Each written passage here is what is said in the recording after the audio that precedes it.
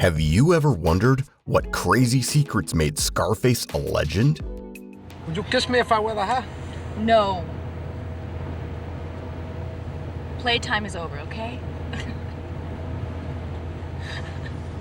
Okay. Today, we're going to tell you 25 strange facts about this 1983 cult classic that still surprises us. Their weird on-set moments and wild casting stories will change the way you see this iconic film. So, let's begin. Oliver Stone's Coke inspiration. Screenwriter Oliver Stone was in the middle of a personal battle with cocaine while he wrote the script.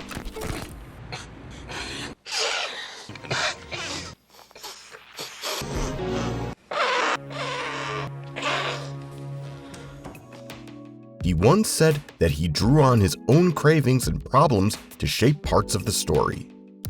His move to Paris helped him quit, but he took notes from his own life when building the character of Tony Montana. Stone wrote the script for Scarface after he had done earlier films like Midnight Express. By 1983, he had enough background to bring real intensity to Tony's world. He had a sense of the drug trade, partly from his past. Originally rated X. When Scarface was first submitted to the ratings board, it was given an X rating. That rating is very rare and often hurts a film's box office chance. The main concerns were the wild violence and foul language. Director Brian De Palma trimmed some of the footage to try and get an R. Even then, the board was not convinced. Universal, the studio, appealed the decision. They argued that the film's level of violence fit the context. The rating was finally changed to R, which allowed a broader release. Michelle Pfeiffer's extreme diet. Michelle Pfeiffer, who played Elvira, was noticeably thin. She once said she was living on tomato soup and cigarettes while filming. Crew members worried about her. People tried to help her by giving her bagels on set. Pfeiffer explained that she wanted to show the character's stressed lifestyle. Elvira was meant to look fragile, tied to her habits and an intense environment. Pfeiffer was still early in her career and had come off roles like Grease 2. The part of Elvira put her on the map in a big way. After learning about Pfeiffer's extreme on-set challenges, we're holding back on the best secret until the end. What final surprise could tie all of these oddities together? Stay tuned till the end. But before that, let's move towards the next. Pacino's injury on set. Al Pacino put himself in danger when he grabbed the hot barrel of a gun during a key scene. He ended up with a serious burn.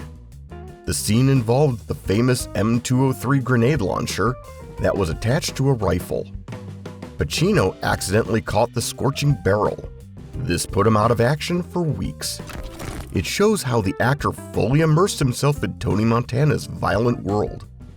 Many fans never knew the real reason for that production delay, yet Pacino returned and kept giving one of his most unforgettable performances.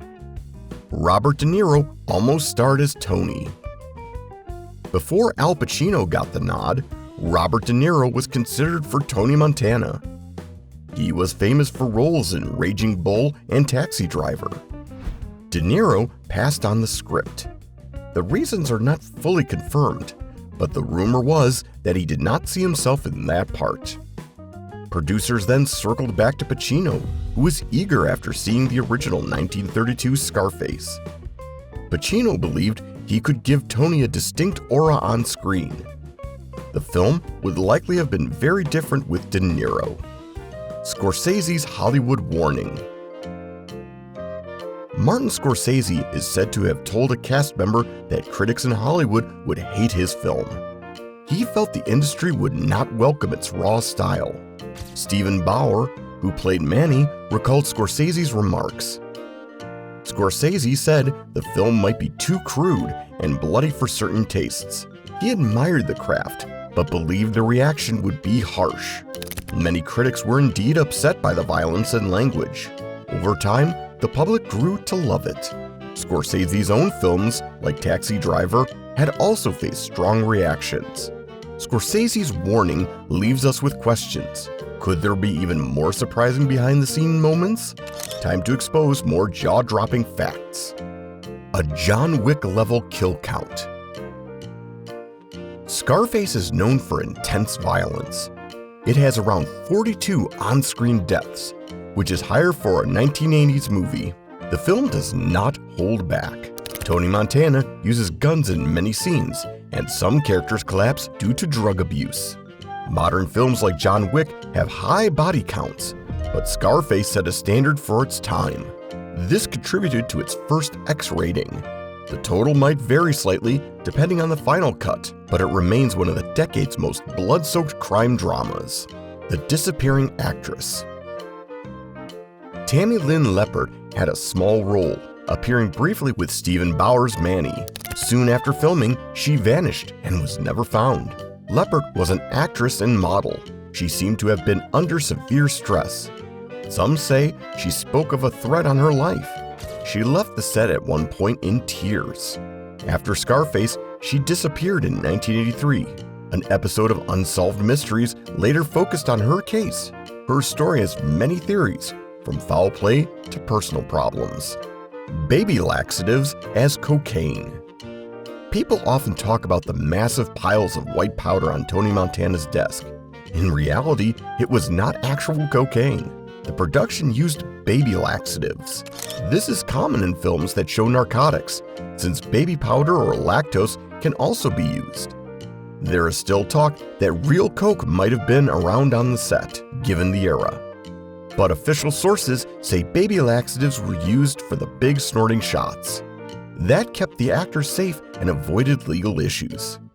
Now that we know the secrets behind the fake coke, do you think the crew pulled off even riskier tricks? Let's see what comes next. Hip-hop endorsements. Scarface found a huge following in the hip-hop world. Artists from the 1990s onward often praised its style and theme. Sean Combs said he had seen the film dozens of times. He felt it showed lessons about ambition, even if Tony's choices were violent. Rappers have quoted Tony's lines and used the film's imagery in music videos. The concept of rising from nothing to wealth, then losing it all, hit home for many. This pop culture helped the film stay popular. Remake of a 1932 classic. Many viewers are not aware that the 1983 version is actually based on a 1932 film with the same name. That earlier film, directed by Howard Hawks, was about an Italian gangster and was set in Chicago. Brian De Palma's version shifted to Miami's cocaine scene. Oliver Stone added new layers of drama, drugs, and language to fit modern times.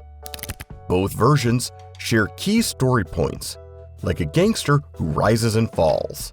Al Pacino himself saw the older movie and pushed for a new take. Title's subtle script use. The word Scarface appears only once in the entire movie, and it's not even in English. In the film, somebody calls Tony cara cicatriz, which is Spanish for Scarface. Okay, cara cicatriz. You can die too.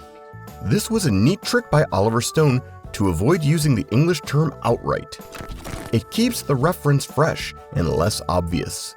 Many fans might miss the line if they do not speak Spanish. The 1932 version also only mentions the nickname briefly, though it is more direct in that older script. Real-life chainsaw inspiration. The chainsaw scene in the motel is one of the film's most shocking moments. It was based on an actual case. Oliver Stone spent time with DEA agents when writing Scarface. They told him about a drug lord who attacked an informant with a chainsaw and then burned the body. Stone used that event in Tony's story. The scene was graphic and censors wanted it cut. De Palma had to edit parts to avoid an X rating. Even so, it remains one of the movie's most unsettling scenes. Deep focus on Spanish. Al Pacino worked hard to speak in a Cuban style. He knew he had to sound convincing as Tony Montana. Pacino asked the Spanish-speaking crew member to speak only in Spanish around him, day in and day out. He had help from Stephen Bauer, who is Cuban-American, and from a dialect coach.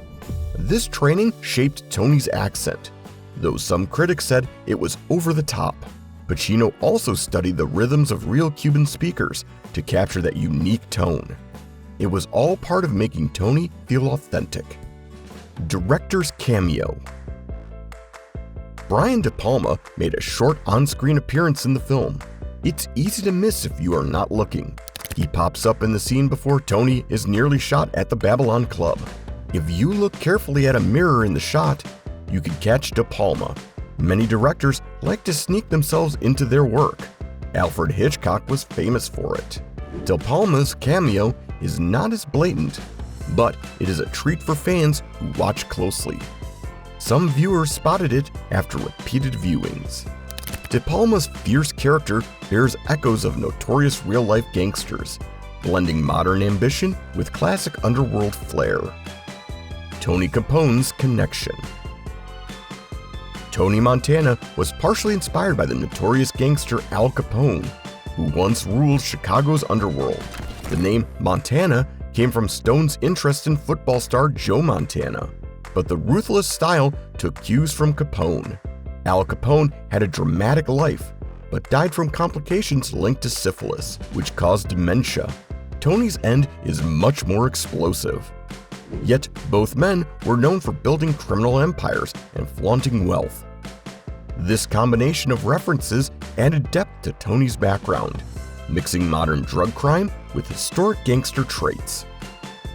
Real cocaine rumors. Fans have speculated that the actors or crew might have used real cocaine during filming. The era was known for it. De Palma avoided the question on the commentary tracks.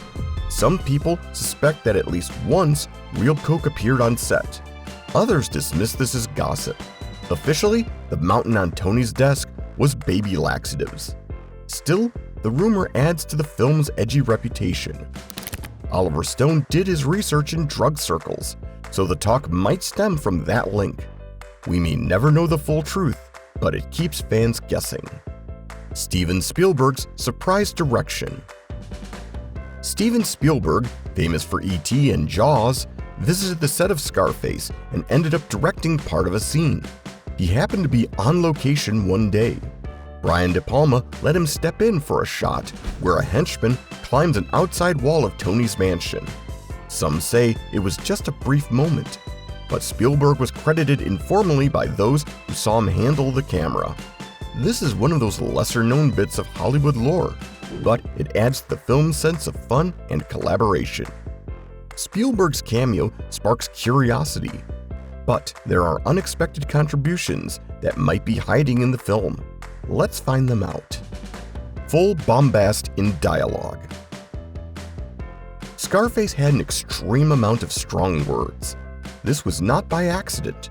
Oliver Stone wrote it that way. The film uses the F word more than 200 times. Pacino has said that it fit Tony's personality. The script demanded a raw flow of language to match the character's anger, pride, and unstoppable drive. Brian De Palma supported it despite the risks of backlash from censors. In the end, the harsh language suited the story, which revolves around a man who fights his way to the top and refuses to hold back. Iconic line crafted on script. "Say hello to my little friend" is one of the movie's best-known quotes. Say hello to my little friend. Some lines in the movies are made up by actors, but this one came from Oliver Stone's pen. Al Pacino's voice turned it into a pop culture staple. He roars the line before firing on his enemies. Fans quote it constantly, often with a bad Cuban accent for fun. Hey, only Mark? Action! Say hello to my little friend here. Okay? How'd you like that? Come on, you want more? It even landed on the American Film Institute's list of top movie quotes. Stone said he had it in mind from the start, and Pacino's delivery gave it extra power. Pacino's passion for the project. Al Pacino was the driving force behind making a new version of Scarface. He had watched the 1932 film and became fascinated. Pacino saw the original on late-night TV and pitched the idea of a modern update. He met with producer Martin Bregman, who got behind it. Once Oliver Stone joined, the plan took shape.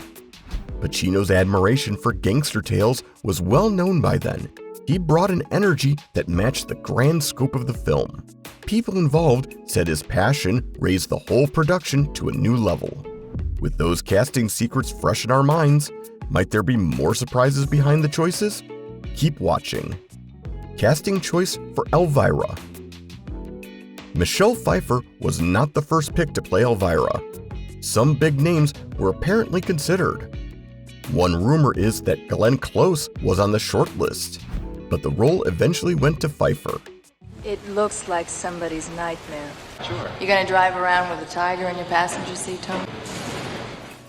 Pacino was unsure about her at first, possibly because she was less known. Yet, her strong audition changed minds. She brought a cool, distant edge that made Elvira memorable.